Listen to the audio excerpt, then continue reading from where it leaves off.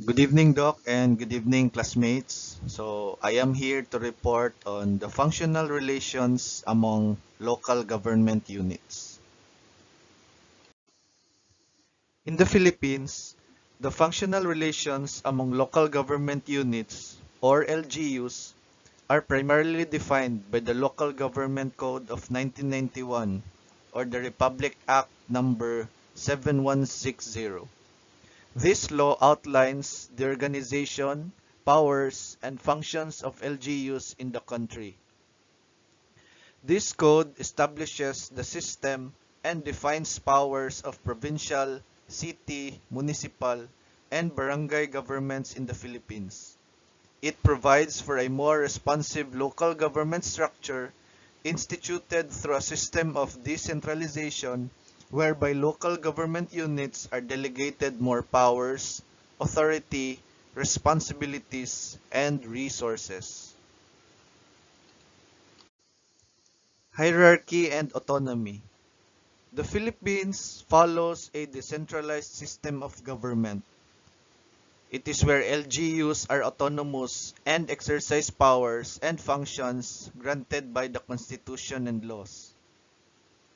They also have the authority to create their own policies and regulations within the boundaries set by higher level government authorities. Although they have their own authority to create their own policies, Chapter 3, Article 1, Section 25 of the Local Government Code states that, or which is the national supervision over local government units, the President shall exercise general supervision over local government units to ensure that their acts are within the scope of their prescribed powers and functions. The President shall exercise supervisory authority directly over provinces, highly urbanized cities, and independent component cities. Through the province with respect to component cities and municipalities, and through the city and municipality with respect to barangays. Types of LGUs. The Philippines has several types of LGUs, including provinces, cities, municipalities, and barangays, which are the smallest administrative units.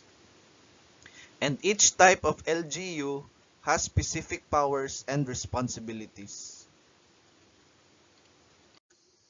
Provinces are the highest level LGUs, and they have their own governors and provincial boards.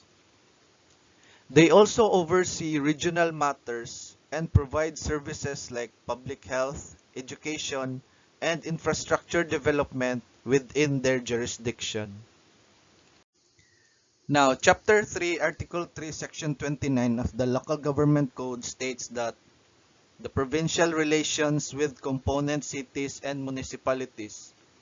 The province, through the governor, shall ensure that every component city and municipality within its territorial jurisdiction acts within the scope of its prescribed powers and functions.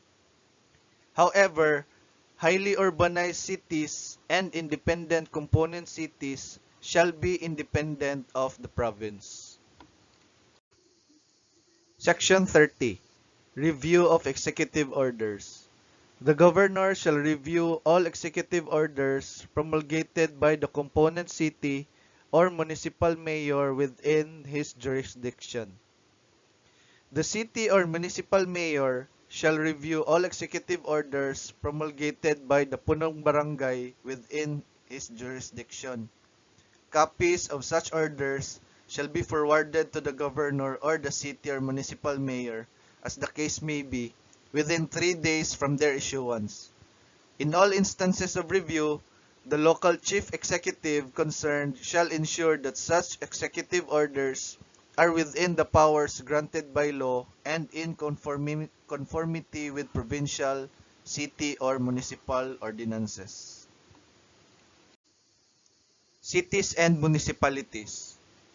So, it has mayors and local councils, and they handle local governance and provide services to their respective populations including urban planning, public safety, sanitation, and etc. In Section 32, City and Municipal Supervision over their respective barangays. The city or municipality, through the city or municipal mayor concerned, shall exercise general supervision over component barangays to ensure that said barangays act within the scope of their prescribed powers and functions. Section 33. Cooperative undertakings among local government units. Local government units may, through appropriate ordinances, group themselves, consolidate, or coordinate their efforts, services, and resources for purposes commonly beneficial to them. In support of such undertakings, the local government units involved may, upon approval by the sanggunian concerned after a public hearing, contribute funds, real estate, equipment, and other kinds of property and appoint or assign personnel under such terms and conditions as may be agreed upon by the participating local units through memoranda of agreement. Fiscal relations. LGUs have the authority to generate revenue through taxes, fees, and other sources. They retain a share of the national internal revenue to fund local programs and services.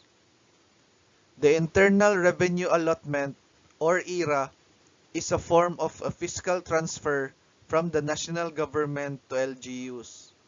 It ensures that LGUs have the resources to fulfill their mandates with allocation based on specific formulas. Coordination and cooperation. LGUs often need to coordinate with each other and with regional and national government agencies to address issues that require joint efforts. Local Development Councils, or LDCs, are established at each level of LGU to facilitate coordination and planning for local development initiatives. This includes disaster management, public infrastructure projects, social services, and so on. It is important to note that while the Local Government Code provides a general framework for LGUs in the Philippines, there may be variations in the implementation of these relations at the local level, and specific arrangements can differ among LGUs depending on their unique circumstances and needs. This ends my report. Thank you for listening, and may God bless us all.